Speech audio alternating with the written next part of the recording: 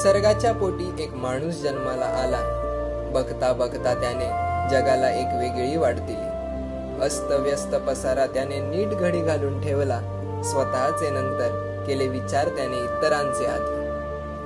प्रकाशाच्या प्रवासात अंधकाराचा चक्रव्यूह उतरला. मैत्रीच्या भावनेमध्ये स्वार्थीपणाची रेख त्याने ओढली. काम, क्रोध, लोभ, मोह, अहंकार यांना जवळ घेऊन बसला. स्वतःचे कर्म खपवले मात्र त्याच्या नावाखाली. मीच सर्वश्रेष्ठचा मुकुट मिळताच प्रत्येक जीवाला तो डिवचू लागला. स्वतः उपरा असलेला हा मालकी गाजवत होता सगळ्यांवर आपली.